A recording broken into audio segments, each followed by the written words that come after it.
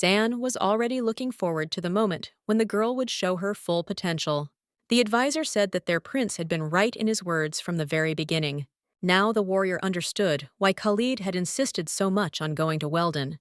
The presence of the princess was equivalent to the presence of a high priest, according to the advisor. San was very surprised by this. Simon involuntarily plunged into his thoughts. The princess could not only be strong, but also capable of purification. The advisor soon came to his senses and apologized to his friend for apparently taking up too much of his time. The guy sent San to finish his rounds and said goodbye, wishing him good night. The advisor looked thoughtfully at the sky, wondering if their princess would be okay. She came on board knowing nothing. The prince would have to remain on good terms with her to explain everything. Immediately after these experiences, the prince came out on deck and said guiltily that he had turned the advisor's fears into reality. Earlier, Khalid, in response to Neris's statement about money, said that he thought she wanted something else. She answered evasively that she didn't need anything else. This upset the guy, because it meant that she didn't need him either. Neris told him to keep in mind that she would work according to the payment, so the prince himself did not interest her. He hastened to remind her that he could give the girl everything she wanted. The actress turned away from him, cold-bloodedly asserting that she was only interested in material resources. Simon was shocked by what he heard. This situation did not fit at all with his and the prince's expectations. The advisor asked if Khalid wanted to seduce the princess. Khalid said that it was true, he wanted to, but there was one thing. The prince's right hand pierced him with stern green eyes. He said that, judging by Khalid, he only made things worse.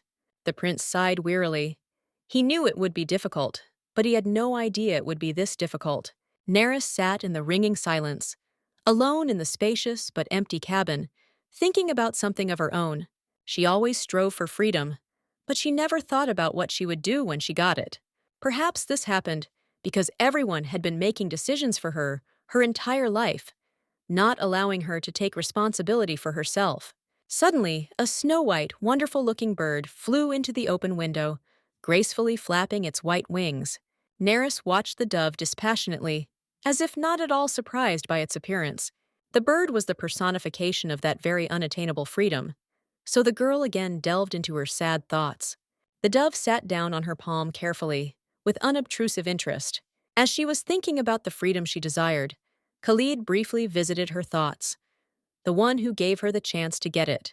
Khalid was the one who looked at her so warmly, who called her name so softly.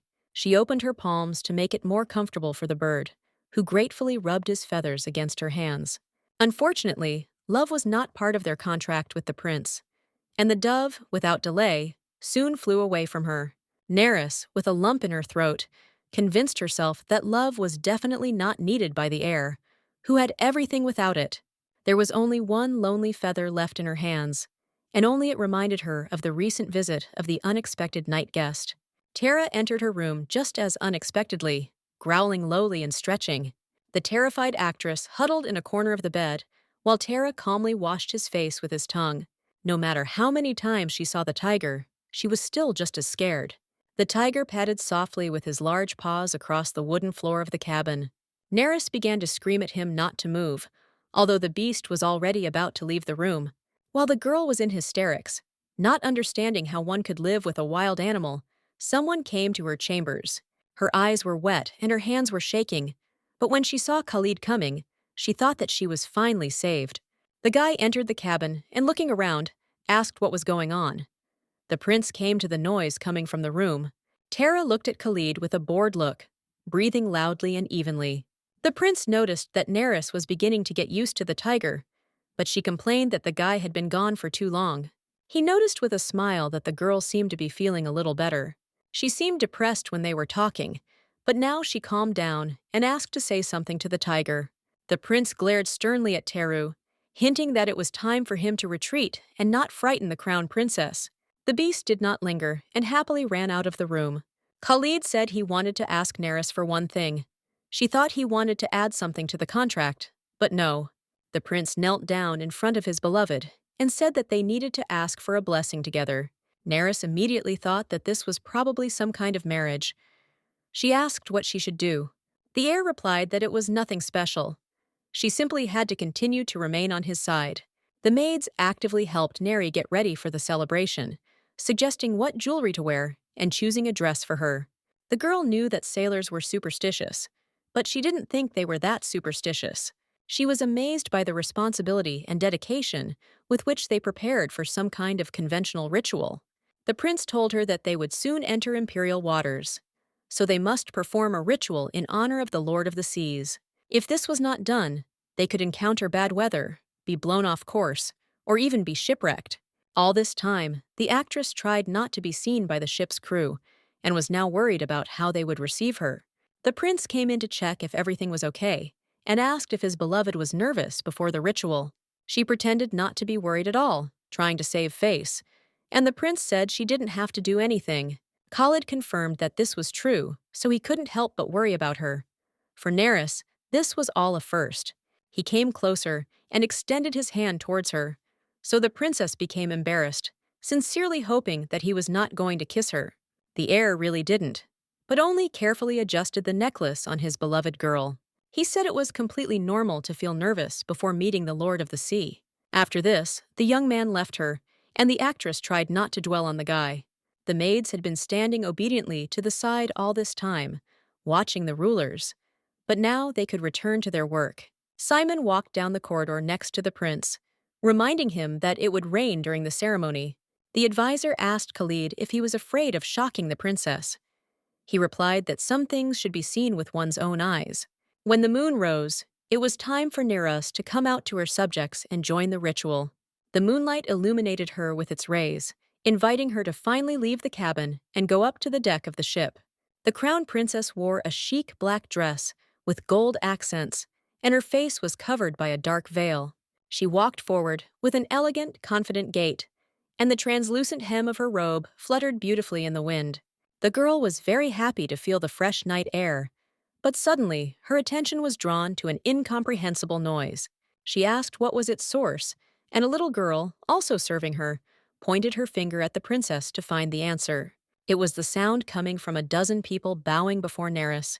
She remembered Simon's words that they were all a little surprised by her appearance, but respected His Highness's choice. He said that everyone would revere her, and no one would raise their head without her permission. And so it happened. All of Khalid's people, without exception, treated her with respect and submission, bowing on their knees. The little maid smiled contentedly at the princess's reaction and bowed to her as well. This was something new for the girl, and she clearly expected the worst. But it turned out quite the opposite. Neris walked past her subjects, and they, with their mouths open, looked after her and were amazed at the beauty of her highness. In fact, this obedience even scared her a little. Just think, they bowed to her as soon as she left. Having walked along the entire deck, the princess stopped at the edge of the ship, peering into the starry sky. One of her maids came up behind her, throwing a nice cloak over Neris's shoulders so she wouldn't freeze. The girl was surprised at how such a thin cape could be so warm. Taking a closer look at the cape, she realized that it was not an ordinary piece of clothing, but a magical artifact. Although there was nothing surprising, Khalid is a prince. He has many magical artifacts. Neris found this insanely cool. Hearing some noise behind her, she turned around, hoping to see the prince there. But instead, she noticed Teru. The unexpected encounter frightened the girl again, even though the animal sat quietly and innocently gaped. Neris was shaking all over from the tension and asked Teru what he wanted from her. But the tiger sat and calmly looked at her. Remembering where she was, the actress gathered her strength and forced herself to play the role of the ideal princess. She decided to simply ignore the beast and pretend that everything was fine. Her steadfastness delighted her subjects. The people were happy that their crown princess had gotten along with the prince's Tira, and Neris herself could hardly hold back her tears. The tiger was the first to hear the approaching steps of another person and turned his head towards the owner who had arrived. The people bowed their heads respectfully, greeting the heir of Iran as he passed them. Approaching the princess, Neris was incredibly happy to see him and noticed that Khalid was on time as always. The young man greeted the ship's crew graciously. He changed his everyday robe for a more elegant garment, also black. Neris and Khalid met each other's eyes for a moment and stood in blissful silence, looking at each other. The subjects were talking about the fact that the ceremony was about to begin, and were also discussing who the heir's bride would be. Khalid came closer to his beloved and smiled at her in support, extending his hand. Neris did not resist. She gently took the groom's hand, feeling how warm his palm was. He leaned closer and whispered in her ear that he was almost sold. It looked like she was genuinely happy to see him. The prince praised her for her performance, being as beautiful as she had said. But he did not know that the girl was not pretending. The subjects had almost finished preparing for the ritual, so it was time to begin. They laid out piles of gold bars and precious stones on the deck. Next to these riches lay a variety of fruits. This was an offering to the Lord of the Sea. The treasures were laid out in a row with great care. People tried to make the ritual go perfectly. The actress quietly whispered to Khalid that he had not told her how serious it would be. When the girl asked if she needed to do anything, he replied that she just needed to stay close. The crown prince and princess stood in front of the prepared offering and were ready to begin the ritual. Simon handed Khalid a branch of fern, which was to be used in the celebration. He happily accepted the offered attribute and again whispered to the bride that she should not be afraid. Neris was quite surprised by the fact that servants also played an important role in the ritual. They also had twigs. Everyone took a final deep breath, gathering their strength. The ritual began. Simon, looking carefully into the distance, announced that the ruler of the sea had already arrived. Neris peered into the emptiness of the endless horizon and tried to understand what was being discussed. Suddenly, the ship rocked, and the actress could barely stay on her feet, while her fiancé stood steadfastly by her side. She asked Khalid worriedly what was going on and if they were caught in a storm. Instead of answering the question, the girl heard one of her subjects loudly blowing a conch. The ship was carried forward. Its bow seemed to cut through the waves around it. But suddenly, the water beneath it began to glow. Khalid grabbed his beloved by the waist with one hand and calmed her down, explaining that it was not a storm, but the Lord of the Sea had appeared. Neris didn't really understand what was going on, but she knew for sure that there was something under the ship and it was looking at them. A huge dark shadow appeared beneath their ship, and around the giant silhouette, the sea surface was illuminated with a pale green. The prince pulled the frightened and wary girl closer to him, letting her know that she was safe. He was not worried at all, but on the contrary, he looked confident and watched what was happening with a patronizing look. Suddenly, the dark silhouette took on a slightly clearer outline, and the eyes of the master began to glow a bright blue in the water. The noise that was spreading around the area was deafening, and the actress covered her ears, just so as not to hear it. It didn't stay that loud for long, and when silence reigned again, the prince kissed the girl on the forehead, reminding her that everything was okay. The next part of the ritual began, and the maids simultaneously began to sing a wonderful song with their gentle voices. But the actress looked at the guy standing next to her and thought how he could look so brave, even without armor. Khalid confidently, in his native language, asked the Lord of the Sea to open up. Neris didn't understand what the prince said, but she was very curious about what he said with such a sharp look. The sea spirit looked attentively at the ship from the darkness, and, in response to Khalid's request, his eyes flashed in a friendly, playful manner. The air unobtrusively took the princess's hand in his, intending to show her something. He helped raise her palm higher and told her to watch carefully what was about to happen. Khalid extended their hands forward, and the girl touched some flexible barrier in the air with her fingers. At that time, she did not yet know the meaning of the strange ritual, which she considered a simple superstition. That day, on the ship, enveloped in enchanting singing and magic, Neris encountered a part of herself that she did not know about. A spirit of immense size rose above the ship, greeting the people. It vaguely resembled some kind of dark reptile. The entire space around was filled with sparkling sparks and a mesmerizing magical glow that emanated from the spirit. Khalid announced with pride and triumph in his voice that he was welcome to Iran. His beloved could not take her eyes off this magical atmosphere created by the glow, the starry night, and the singing. The maids sang praises to the Lord of the Sea, and despite the fact that the song was in a language unknown to Neris, she understood it. And then everything became clear. She simply saw the one for whom they sang this song. She could not believe the reality of everything that was happening, and, without expecting it, fainted from an excess of feelings. Khalid, worried about the girl, immediately carried her to the cabin. By the time he reached her, Neris had managed to come to her senses. The actress asked the guy to let her go so they could sit down and talk, but he sat down on the sofa, still holding her in his arms. Simon also confirmed that it would be better if she trusted the prince, since Neris had used up too much strength. The advisor added that given how strong the synastry was between her and Khalid, the closer they were, the better for her. She suddenly asked what Simon had on his shoulders. It was his Terra, a snake. After crossing the border, he was able to summon her. The girl then asked what synastry was. The advisor replied that, in short, her mana and Khalid's mana were compatible, so much so that their presence near each other will be beneficial to both.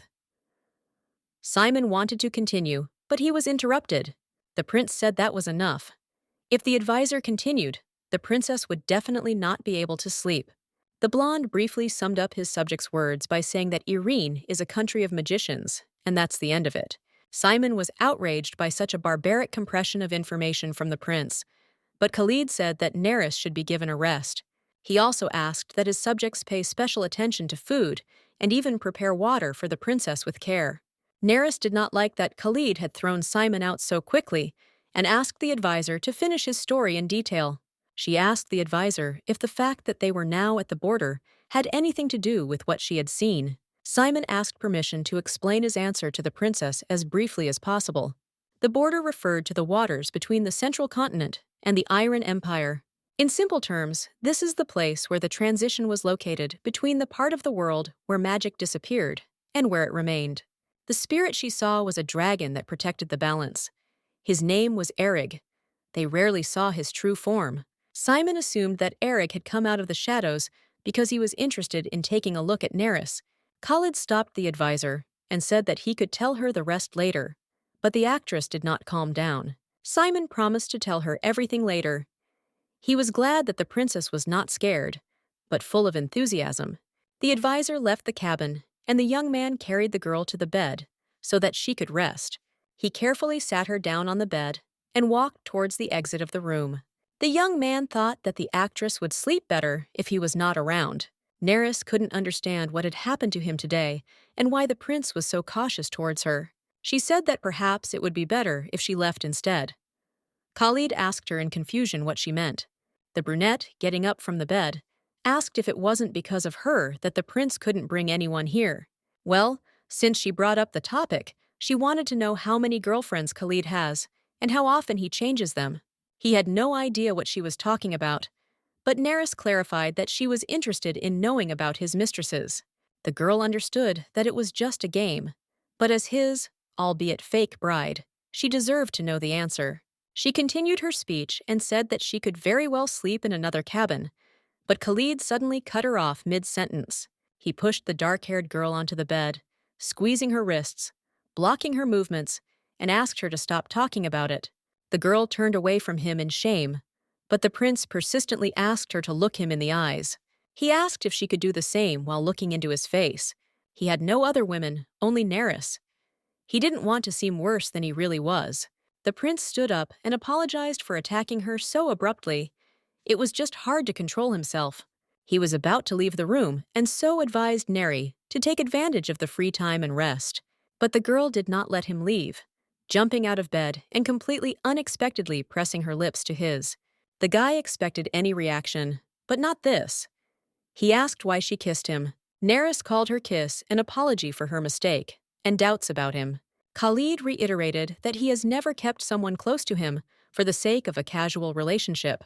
And he gave the bracelets to Neris initially because he simply thought they were beautiful. He felt embarrassed that neither he nor the maids, who were actually priestesses, could explain this to Neris. The actress smiled calmly at him and said that she was glad that it was just a misunderstanding.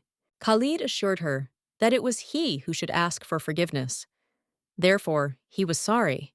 Khalid's eyes were burning, waiting for Neris's consent to kiss her again, and the girl's heart began to beat faster too. The prince lifted her into his arms, never taking his eyes off hers. Now they yearned for the same thing. They merged into another demanding kiss, enjoying the fact that they could express their feelings. Khalid was breathing heavily. He could not hold back any longer. Since they both wanted to continue, the lovers made love. Some time later, Khalid and Neris were lying in bed together. She asked if her subjects thought she was strange. She was worried that she might ruin the first impression of herself by fainting in front of everyone. Khalid calmed his beloved down and said that, on the contrary, she had done very well. On the contrary, Neris did not disgrace herself, but coped with her task perfectly. And she fell right into his hands, so they avoided any problems. Khalid kissed her hand and reminded her that, as Simon had said, the dragon rarely showed interest in anyone. He told her that no one in the world could compare to her. And it was worth remembering and never forgetting. And the search for the girl in Weldon continued. The Count came to Madame to ask where she had disappeared to. The woman replied that she had no idea. The Count was depressed that they had combed the entire capital but had not found a single hair. He suspected the people from Fiore of the girl's disappearance, because only they could cover their tracks so perfectly. The aristocrat accused Madame of having Lesley's escape planned from the very beginning. Madame remained aloof. She insisted that the actress performed her role entirely in accordance with the contract. The Count's anger and desire to kill the actress was absurd. She played her role perfectly. She was personally responsible for each of her actors, and she didn't like that a man put her in an awkward position. Madame threatened the Count that she herself could start removing dissatisfied clients if she needed to. To prove this, her charges held a knife to the Count's throat as a warning. The Count said angrily that it was impossible to disappear from the wanted list if you had already ended up there. He suggested simply telling the police that the girl was dead. Then they would stop looking for her and calm down. Madame thanked the Count for making concessions to her, and they found a compromise. But the Count specified that in return, Madame would have to do something for him too. He wanted to make sure that the actress who played Veronica would never appear in the country again. Madame was surprised at how Lesley managed to work for such an unpleasant and strict man.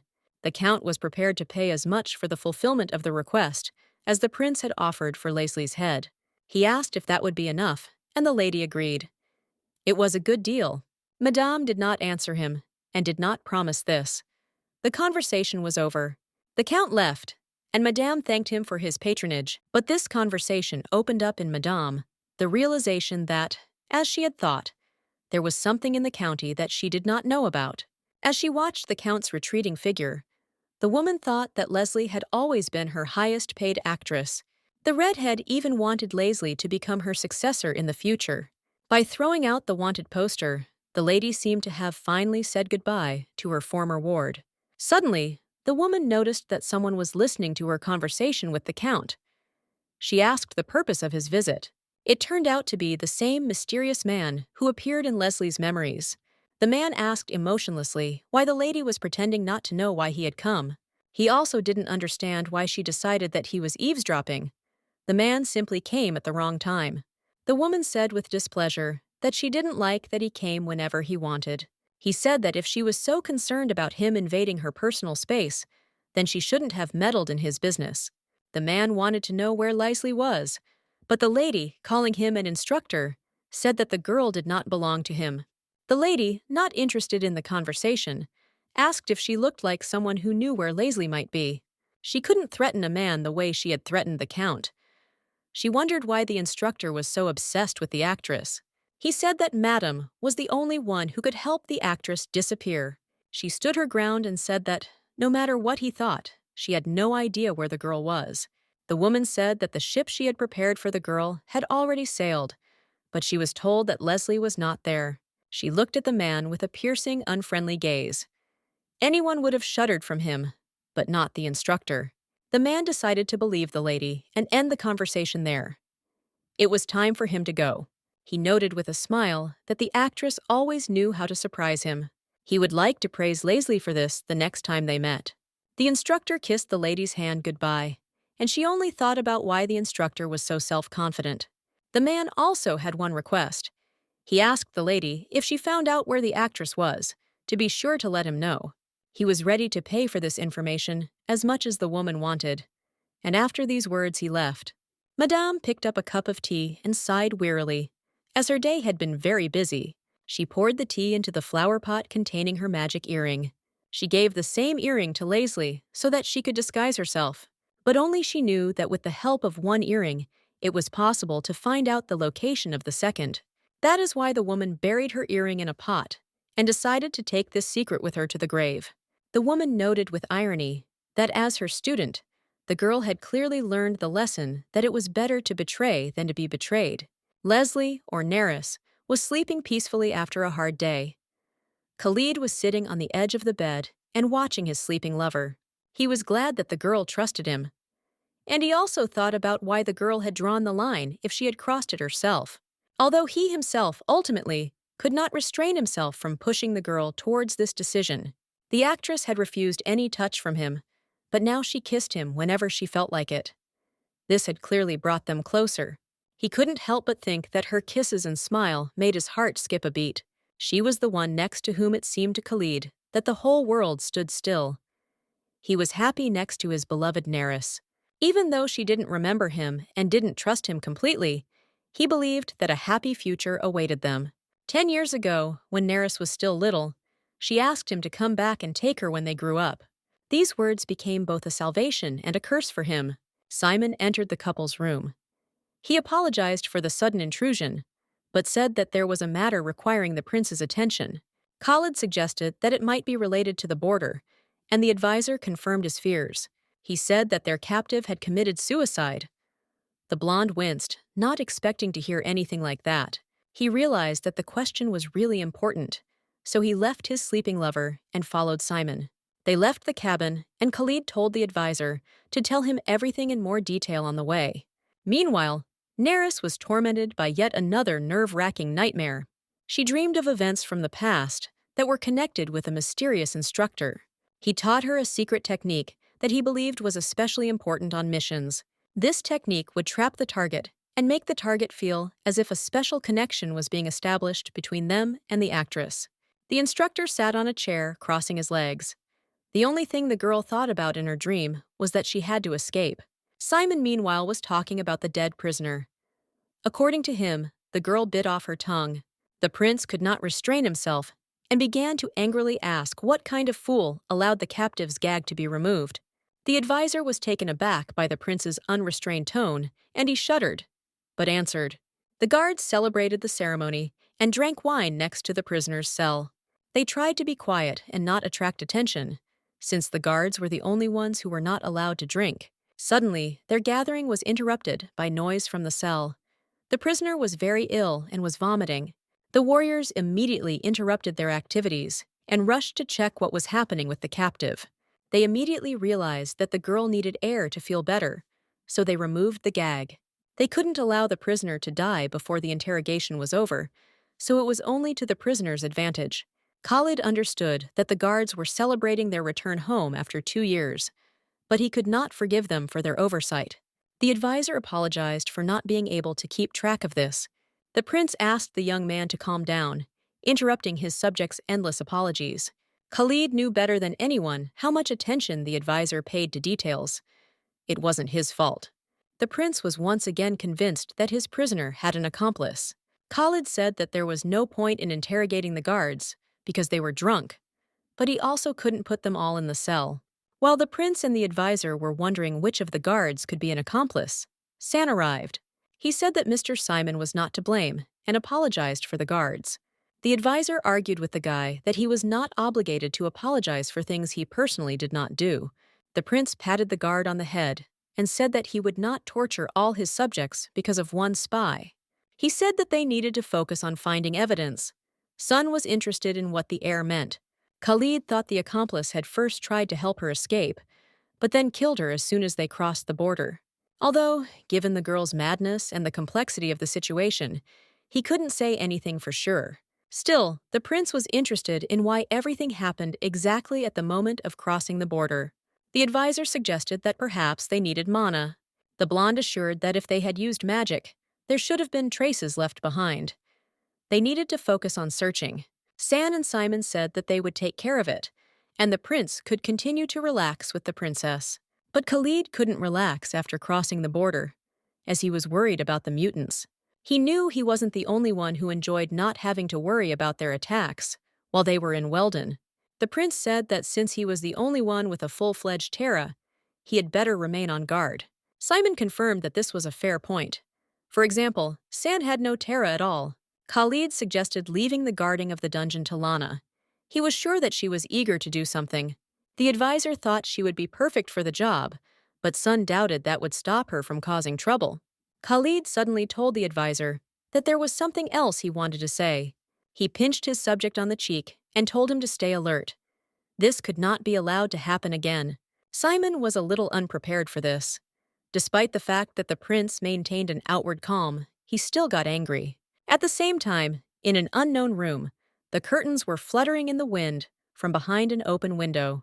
An unknown woman lay in bed, and golden particles of magic swirled under the ceiling. Suddenly, the woman opened her eyes, which glowed with an unnatural magical light. Her eyes shone like flames for only a moment, and then they returned to their normal color, as if they had gone out. It was the sister of the deceased captive. She learned of the loss and regretted her sister's death. She thought that their master would be displeased and hoped that the death of her unborn child's aunt was not in vain. A week has passed since Khalid's ship crossed the border. Neris was drinking tea in the morning, on the deck. She was madly enjoying the weather outside. The sun warmed her with its rays. She was greeted by a light sea breeze and the gentle sound of the waves. But now, even while in the cabin, she didn't have to worry about the weather. The fact that they had crossed the border meant that everyone could now use magic. She was surprised to learn that even renovations could be done with magic. Khalid's room looked completely different. Over the past week, Neris and Simon began their lessons together. The advisor just arrived to conduct them. Neris, inspired by the wonderful weather and her endless thirst for learning, was ready for class. The lesson began, and the girl diligently took notes, writing down everything the advisor told her. He told her that fire, earth, water, and air were the basis of magic in Irina. She wrote that these were the 4 basic elements. Even with one element, people could have different abilities. She asked if she understood correctly that Simon had water magic and could heal others. The guy confirmed it. Simon was sincerely happy with her success in learning and her resourcefulness, so he smiled at the fact that she was absolutely right. She specified that the Terra is born in the image of its owner, and Simon was glad that the girl grasps information on the fly. Perhaps it was because Simon was so calm that his Terra was so charming. The girl said thoughtfully that it was quite convenient. The advisor, not understanding what she was talking about, asked again, but the girl did not reveal what she was thinking. She was curious to know why magic couldn't be used in Weldon. The advisor said that this was done to maintain the balance of the lands. As he said, magic ceased to exist on the central continent, but it remained in Irina. All this was decided by someone, and the girl immediately asked who was behind it. Simon agreed to tell her. The girl had already seen one of them. It was a dragon guarding the borders of the lands. The second is a tree that has taken root throughout the world, and the third is a witch of the northern lands. The fourth is the apparent greenery, hidden in a palace overgrown with thorn bushes. They were chosen to maintain the balance of the lands and were called guardians. It was they who deprived the central continent of magic, and a strict ban was imposed on the spread of magic outside of Irina. People were allowed to cross the border, but on the condition that they did not use magic. The girl thoughtfully said that Khalid must have been an amazing person to be able to keep the territory abroad. Simone said enthusiastically that it was so, and even the prince's tiger was unusual. And for Neris, any tiger was something unusual. She grumbled because the heir had not immediately said that the tiger could be put to sleep. The beast had scared the hell out of her all this time. Tara was lying in Khalid's room, sleeping on his mat, yawning sweetly. The advisor reminded Neris that the prince had control over the element of wind. She found this a little strange, because in her opinion, the earth element suited him much better. The earth element would suit a guy who was serious, hot, and towered majestically over everyone. She thought that Khalid was like an endless desert, scorched by the sun. Simon quietly looked at the girl. He confessed to the princess that he was glad to see that she liked his highness. The advisor also said he was sorry they couldn't get her on deck earlier because of the ban. But now the girl breathed in the fresh air with delight. She felt like a free bird. It turns out that the ship was also imbued with magic. It was some kind of large magical artifact. Simon decided to let the girl rest. She felt that she had become stronger during all the time spent on the ship, But before letting the advisor go and ending the lesson, the girl wanted to ask one more question. She was worried about whether she, as a foreigner who did not have magic or Thera, would be able to marry the crown prince. Simon corrected her and said that the girl actually had magic. He added that she doesn't feel it because she was born and raised on the other side. He is absolutely certain that Neris should have learned to control her strong water magic over time. Neris was very skeptical of the advisor's words, but he told her not to worry because he knew he was right. Since she couldn't yet properly control magic, even her simple kind words carried power. Others noticed this too, admiring how strong their princess's aura was.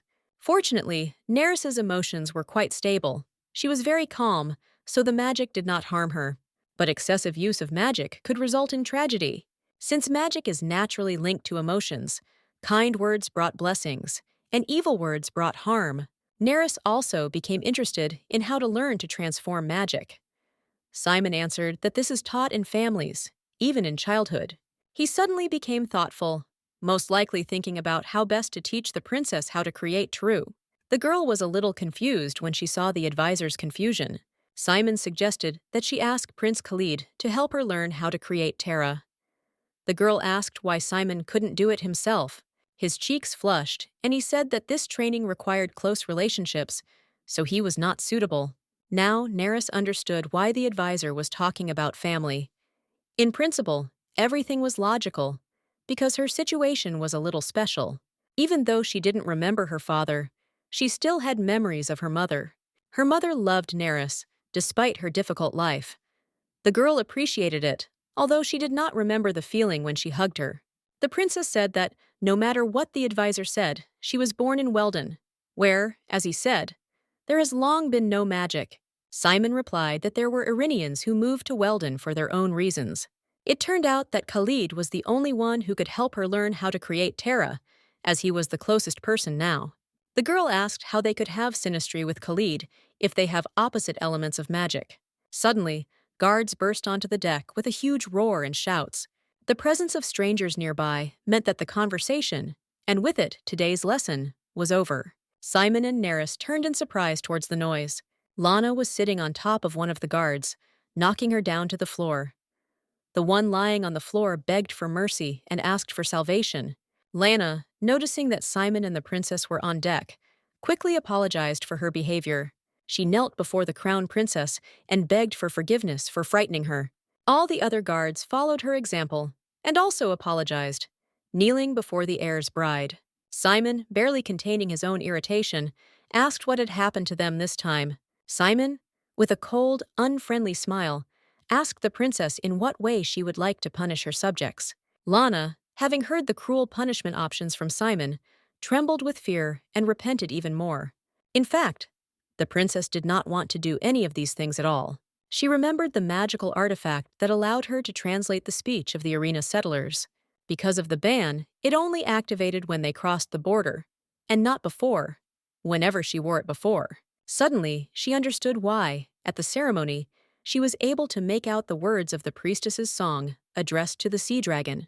This artifact was quite convenient and made her future life in the kingdom much easier. The situation made her laugh, because now Neris knew that the artifact could even translate curses. 10 minutes ago, Simon finally told Neris that his and Khalid's elements are compatible. He didn't know how it happened, but apparently his connection with the prince was simply special. And it was at these very words that the advisor and the princess heard Lana chasing the guards, cursing loudly. They didn't yet know what the guards had done, but they heard Lana threatening them with some not-so-nice words. Having cornered them, she wanted to give them at least a slap on the back of the head, so, trying to escape, they poured out onto the deck. The princess was only amused by such behavior. She thought that when Lana was angry, she was frightening and sharp-tongued. Seeing the fire blazing around Lana, Neris asked if it was the girl's Terra. Lana was immediately confused. Simon hurried her with an answer, because it was not worth keeping the princess waiting. The guard answered that she did, but she was very ashamed, thinking that she did not dare to show such a disgusting Terra to the princess. After Lana answered the question, Simon suggested returning to the previous topic and thinking about the punishment. Neris knelt down before the guard and, looking at her fire, said that her Terra resembled fiery wings. She carefully tried to touch the fire with her fingers to get a closer look at the Terra. The princess said it looked incredibly beautiful, and Lana didn't expect such a statement at all. Until this moment, Lana could only see the princess from afar, but she could not even imagine that she would see the girl up close. Taking a piece of the magic fire in her hands, the princess said that she thought it would be hot, but it turned out to be pleasant and warm. Neris asked if Lana was one of Khalid's personal guards, and what she could call her. The redhead thought that her mana had never been so stable. This was also the princess's power. Tears appeared in Lana's eyes, and the guards who stood behind her were shocked that the girl was crying. The girl wiped away her tears and told the princess that she could simply call her Lana. The guard said that she understood that she had many shortcomings, but she wanted to try and become Neris's personal knight. Simon interrupted their conversation, saying that Irene had no such thing as a knight. Lana again didn't understand what she was talking about. The guard did not listen to the advisor and took the princess's hand in her own. The redhead asked him if a knight wasn't just another name for a guard. She wanted to protect Neris at all costs. The advisor, as well as the princess, were surprised by the girl's assertiveness, and the inspired guard again asked Neris permission to protect her. Simon reminded the girl that she still had the position of commander of the border detachment. Meanwhile, her twin felt some strange trembling and anxiety. It was as if he sensed that Lana was in trouble. Khalid asked San what the guilty guards had told him. The boy replied that nothing remarkable. The prince replied that there were only two options. Either the captive was too cautious, or her accomplice was too skillful. San seriously asked if he should start an investigation and thoroughly study the events of that night. Khalid suggested they wait first and make sure they weren't attacked by mutants. San said they had increased their guard. The crown prince chuckled and smiled. It was good news that everything was calm for now. Even though everything was calm for now, the prince told them to remain vigilant in any case. A little later, the priestesses spoke with the princess and said that after the ceremony, they could now serve her for days on end. The princess told them that she had not seen Khalid at all lately. One of the priestesses said that Khalid was forced to work both day and night. The maids said that it would be worthwhile to talk to Simon. Perhaps the prince had a reason for working so much. They continued to argue and gossip, and the girl thought that perhaps it would have been better not to understand them before. She was still curious as to why she was being looked after by priestesses and not ordinary maids. The girls introduced themselves to her one by one, as they had not told their names before. The redhead's name was Sue. She was a priestess of water. The girl still couldn't get over the realization that such responsible and important people were looking after her. The brunette's name was Soot. She was a priestess of fire. And the third one was Ja. She was a priestess of earth. The girls explained to her that their titles were equivalent to bishops in Weldon. This surprised the princess even more. One of the girls explained that, unlike bishops, they do not serve God. Water, fire, wind, and earth. The priestesses protected the peace of these elements, for which they were blessed by them. No matter how long their journey is, as long as the girls are on board, their journey will be successful. Thanks to everyone could enjoy the wonderful weather and easy travel. The princess happily noted that this was probably the reason why she had not yet become seasick. She also asked the maids where the fourth priestess of the wind was in that case. The redhead replied that Prince Khalid was the high priest of the wind. And since the priestesses were always supposed to help the high priest, they were entrusted with taking care of the princess. Neris said sadly that it was probably in vain that they were preparing her for the meeting with the prince. She did not want to disturb him, since he was so busy. When they finished packing the princess, she was invited to go to the dining room. She was surprised that she had to wear so many decorations every time, although the day was almost over. One of the priestesses said that these were all magical artifacts, and they would help the princess adapt faster. The girls asked her if she was comfortable with the jewelry, and she said that everything was fine. Then some time passed, and the evening on board the ship was beautiful. Khalid sat on the deck and tossed a dagger in his hand. His Terra came up to him and asked him why he was sitting with such a gloomy expression on his face.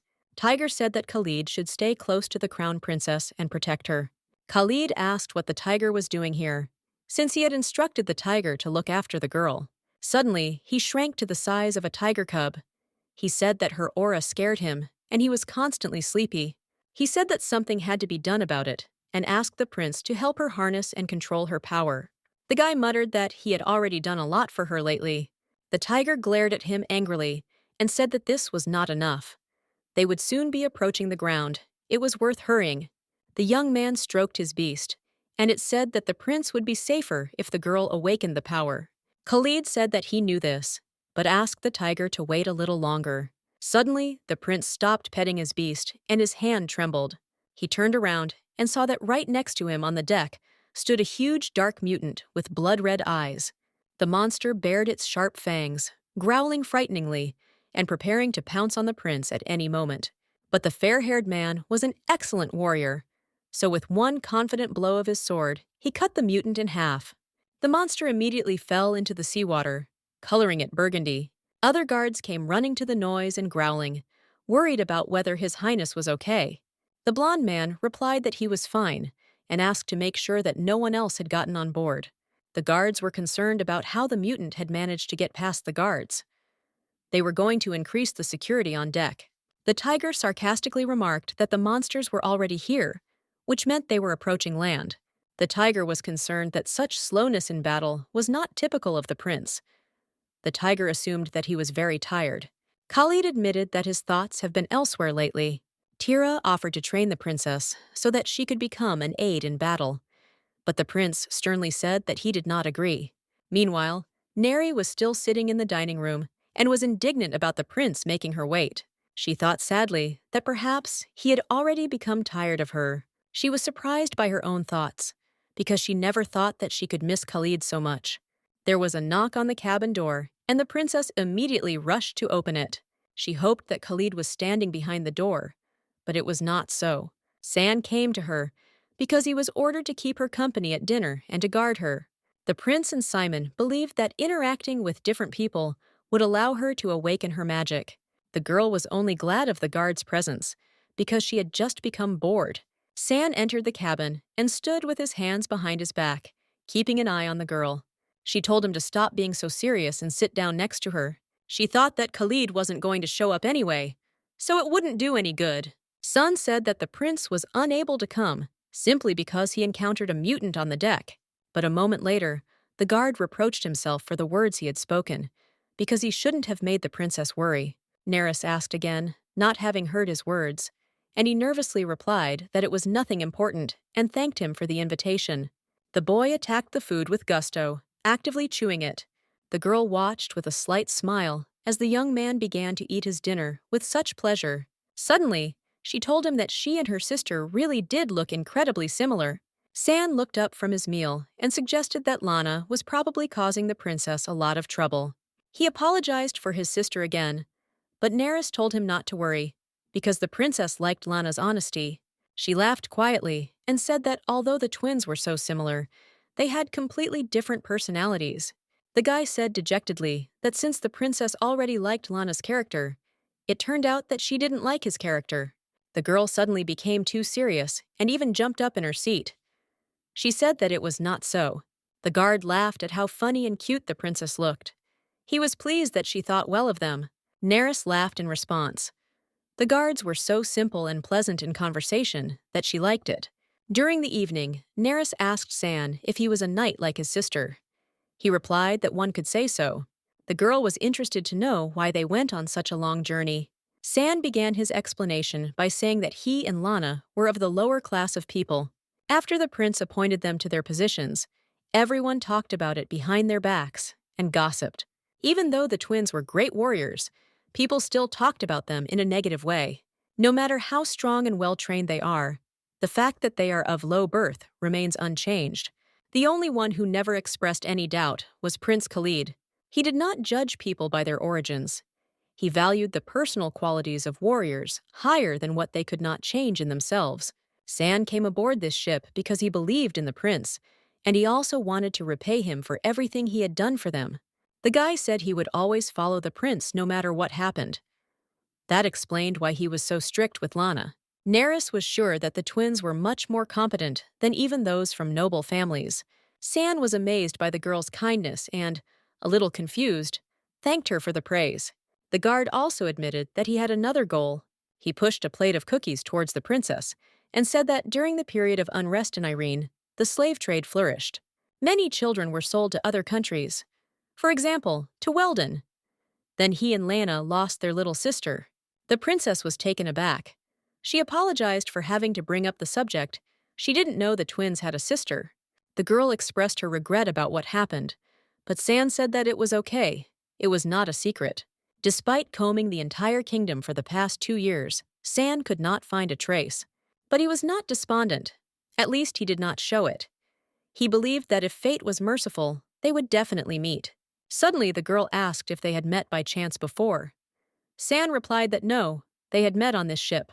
Neris said he seemed eerily familiar to her, a feeling she had developed after crossing the border. She thought she had definitely seen the guard before. At that moment, another man appeared in the cabin.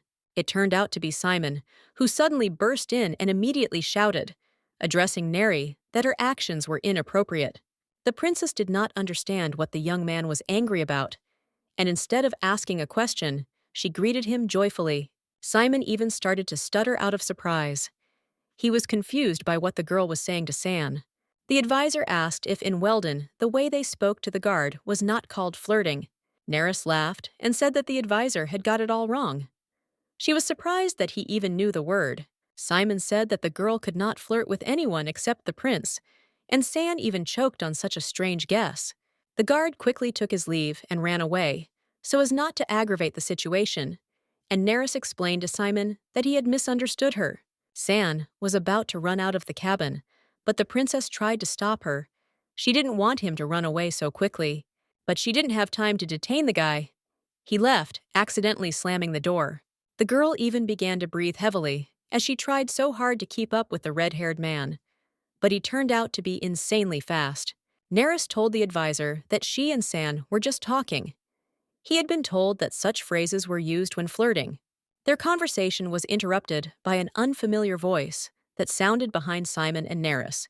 Tara sternly told them to stop doing stupid things. The crown princess's magic had to manifest sooner. The girl wasn't just confused or surprised. She was in a complete stupor, not believing her ears. She asked the advisor in a trembling voice if Tara could really speak and why she only found out about it now. Tara looked at her sullenly. He thought that the princess had long known that he could talk. Simon said that usually not.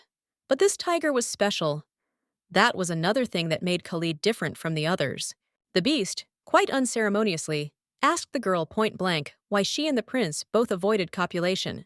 He nudged his broad forehead against Neris's leg and told her that she should have awakened her magic faster. The girl jerked back in fear from the unexpected contact with the beast. She was still a little afraid of him. Simon said that he could not understand Tara as well as she did, and asked what the tiger was talking about. She retold it, and the advisor asked for forgiveness for the fact that they all probably seemed like a bunch of boring grumblers to her now. Not finding anything interesting for himself in the cabin, Tara, without saying anything or saying goodbye, left them. Neris noticed that everyone wanted her powers to awaken lately. Simon, the priestesses, and now Thera. She asked the advisor what this synastry that Simon spoke about so often meant after all. The princess honestly admitted that she had been feeling uneasy a lot lately. Khalid had also been gone for several days. She tried to figure out why she felt so strange. Could it be because she missed the prince? Neris muttered thoughtfully, alternately worrying about the prince and thinking that she hated him. The girl suggested that perhaps synastry united the feelings of different people. Simon thought for a moment, trying to find the right words to explain the essence of things to the princess. But instead of him, Lana suddenly appeared behind him and answered. The girl said that of course it was so. For example, twins often experienced this and felt each other's emotions even when they were not close. Simon asked Lana, puzzled, what she was doing there. Neris was already tired of everyone who wanted to come to her. The guardian continued, saying that the twins were connected by a strong synastry. They compensated for each other's shortcomings. For example, Lana often caused trouble for everyone, while San, on the contrary, was calm and silent. However, the twins could always find a common language. Neris thought about it.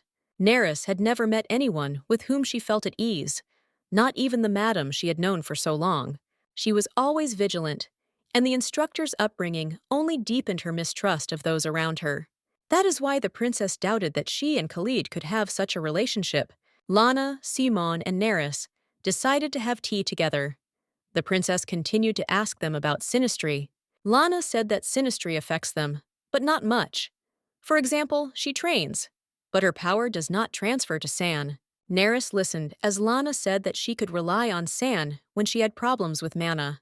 Having thought it over carefully, the princess herself finally agreed that she needed to awaken the power as soon as possible. Simon thought that this must not have been the only reason for the princess's desire. The advisor clenched his fists in excitement. This was a very convenient moment to help Khalid get together with Neris. He believed that he could do it skillfully, like Hathor, the goddess of love, femininity, and beauty. He asked if Neris thought that synastry affected her relationship with the prince. That was why there could be doubts. The princess said thoughtfully that Simon was right. She thought so. However, Neris had to control her own powers. This will help her finally sort out her feelings and emotions. She thoughtfully looked at the flag arena. She wanted to become the ideal crown princess who would be useful to the people of the kingdom and the prince. Lana, inspired by the princess's confidence and determination, also jumped up from her seat. Lana almost shouted that she would train harder to become a better knight for the princess. Neris beamed at the guard, telling her that she was doing a fine job. She trusted Lana. The princess was so irresistible, honest and convincing, that the red-haired girl was speechless. The guard was already wiping away the tears that were welling up and, becoming emotional, said that he would always be her knight. The dark-haired girl noted with a smile that the guard reminded her of a large puppy. Lana got down on one knee in front of Neris and asked her to believe her. She swore to dedicate her whole life to the girl. Quite unexpectedly, Khalid returned to the cabin and remarked out loud that his princess clearly knew how to charm people. He reminded her, slightly mockingly, that Lana had promised him the same thing. She answered evasively that now there were two of them. He reminded Lana that he had asked her to look after the princess and not to chatter idle so the guard could be free. Neris was pleasantly surprised by the fact that it was Khalid who asked his subjects to stay with her. Simon and Lana took their leave and left Neris and Khalid alone in the cabin at last. Neris said this out loud. The young man replied that it was supposed to be that way because it was their room. And Therese, who was sleeping in the corner. The princess answered the prince, slightly offended, that for some reason she had been alone here lately. He said that he had asked Simon, the bois, and the priestesses to look after her. Wasn't that enough? She muttered resentfully that thanks for that too. She couldn't understand if he was really being so stupid or pretending not to understand. Khalid said that Neris shouldn't worry, because he would soon leave again. She was mad as hell about it. The prince clearly did not expect such a sharp reaction and blinked in confusion. Trying to hide her feelings, Neris said that the priestesses were worried that they might grow apart. Khalid asked in turn what the girl herself thought about this. He wanted to know if Neris was also worried about the possibility of them growing apart. She nervously said that of course she was worried about him, but because it was part of their contract, nothing more. Khalid noticed with displeasure that the girl was talking about their contract again. He didn't like it.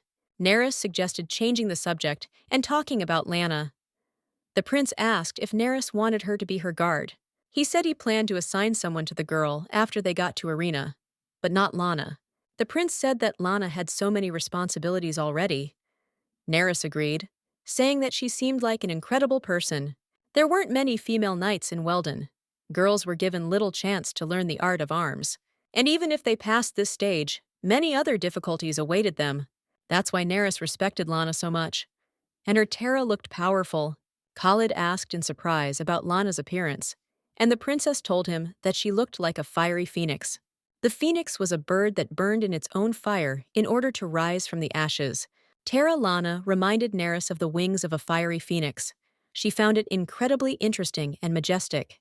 Neris asked why Khalid was looking at her like that, and he replied that he was interested in listening to the girl's thoughts. Most people thought that Terra Lana was weak because she had poor control over her magic. Even though Lana had many responsibilities, no one trusted her powers when they first saw her. The girl asked if Khalid thought she had been too careless with her words. Khalid only said that he believed that Neris had always been a good judge of character, and had been right this time too. The princess asked him why he thought so. Had they known each other? The prince replied that he had known her for longer than she thought. The heir stood up from the sofa on which they were sitting, and the girl asked where he was going to go. The prince stopped and asked defiantly if he should stay longer. Nerys was embarrassed by the prince's directness, and she hesitated a little, slow in answering.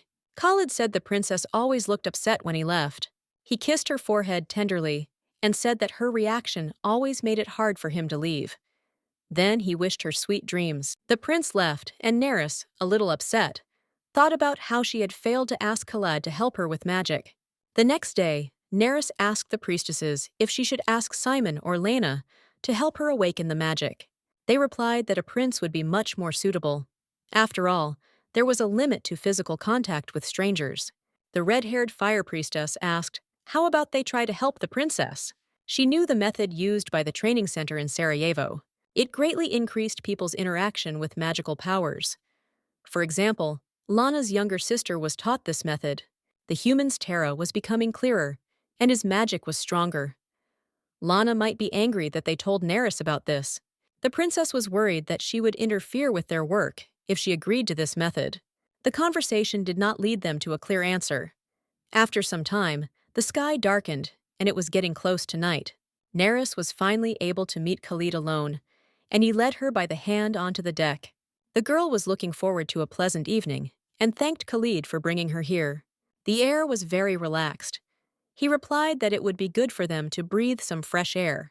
He also assured her that the ship had been enchanted with strong magic, so everything was fine, and there was no need to worry. More importantly, no one was to disturb them while Khalid was by her side. Nerys happily asked again if he would stay with her, and the guy replied that of course he couldn't leave her alone. She shyly replied that she thought he was busy. The prince said that he should be near her. He pulled his beloved towards him by the waist, touching her tenderly, and said that soon she would become an integral part of his country. Nerys asked if he was going to do what she thought he was going to do right there on deck. Khalid said confidently that yes, and he would continue to stand here with her. Only the girl did not understand why, if the ship was safe. The prince's fingers squeezed her waist tighter. Looking out into the distance at the stunning sunset, Khalid said that he had something to tell her as they approached land. But their personal conversation was interrupted by Terra, who approached them, looking menacingly and growling discontentedly. The prince stroked the animal and said that it was time for the girl to know the truth, so there was no point in getting angry and arguing. This whole situation seemed somehow strange and unexpected, so Neri didn't know what to think. Suddenly, the subjects rushed to the sides of the ship and joyfully shouted that they saw the Hazard Canyon. They were home. Khalid didn't expect them to arrive so quickly, and that would prevent him from finishing the conversation. He told Nerys that the only way to get to Sarajevo was to go through the Khazard Canyon. The heir extended his hand to his bride and asked if she would like to look at the canyon with him. The girl took his hand and, of course, happily accepted his proposal. He pulled her along. They were almost at the Empire of Iran, a golden land buried in the desert. The dark-haired girl's lilac eyes sparkled brightly, reflecting the sunset sunlight. A canyon of incredible beauty opened up before them, beckoning them, letting golden rays of sunlight pass between the rocks. Maybe it was the setting sun that was illuminating the magical empire, but Nerys had a strange feeling. The next events happened so suddenly that she didn't even have time to react. An avalanche of fire poured towards them. Khalid covered them with his fireproof cloak, hugging the girl tightly so that she would not be harmed. The guy irritably asked someone else if he had tried too hard to say hello. The eyes were burning with hot air, and breathing in this position was very problematic. But soon the fire went out. The girl was able to catch her breath, and Khalid, worried, asked if his beloved was okay. A loud ringing laugh was heard nearby, and while Neri looked at the stranger in surprise, Khalid looked angrily. A man unknown to the princess landed on the deck of the ship, creating a lot, perhaps even too much noise. The heavy jump and strong burst of magic caused the ship to stagger, and it was difficult to stay on its feet. Nerys, like the others, not expecting such a loud appearance of a man, could not stay on her feet due to the shaking deck. The prince carefully caught her, preventing her from falling, and told her to be more careful. The unexpected guest turned to Khalid and noted that he had not lost his grip, but he thought that Khalid had already died. A dark-haired, swarthy man looked at him, smiling defiantly. A pair of thick scars ran across one of his eyes. The princess was finally able to get a good look at the man and recognized him as Prince Khalif, whom Simon had told her about. Khalid asked why the caliph thought he was dead, and he replied that the prince had been absent from the country for 2 whole years. The fair-haired man asked why the prince had come at all and how long he would be hanging around here. The caliph told the guy not to be angry at the fire greeting. He knew perfectly well that the prince would block him. Prince Caliph was suddenly distracted from the topic of conversation by his attention being drawn to Khaled's bride behind him. He leaned over to Neris to get a better look at her and voiced that this was clearly the reason why Khalid had not returned. The blonde lightly pushed Khalaf in the shoulder, moving him away from the girl, and said that he knew where Khalid was and why. The man asked if he had understood correctly, then that Khalid had brought her from there. He immediately apologized to the future crown princess for his rudeness and asked if it was true. She confirmed and introduced herself. She was honored to be met by the famous warrior Scarlet Wing upon her arrival in Iran. He said there was no need to be so formal. She could just call him Caliph or Commander. He was Khalid's uncle. He patted the young man on the shoulder and said that if he had warned him about the princess in advance, he would have arranged a grand reception. The prince admitted that he really should have warned him. Then his uncle would not have been so reckless. Neris listened as Khalid and Caliph discussed his aunt and cousins. Caliph and Satira, his aunt, had 6 children in their family. She recalled that not long ago the advisor told her briefly about all of Khalid's relatives. The caliph owned lands in the east of the Iran Empire, including the Hazard Canyon, which was called Kazekh. The girl asked in surprise why the caliph had the title of prince if he was Khalid's uncle. Simon explained that in Iran, all the descendants of the emperor were princes and princesses. Surayev, located in the west of the empire, belonged to Prince Khalid.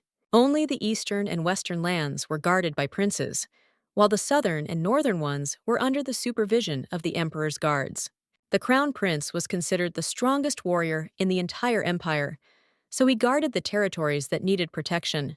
It was under Khalid's rule that Surayev became the most valuable region of the empire. Simon said he would tell more in the future. The caliph had heard that in Weldon, it was customary to greet people with a handshake, so he extended both his hands to her. The handshake was a little strange, but Neris needed to make a good impression on Caliph. She extended her hand to him in response, but suddenly the prince's palms caught fire.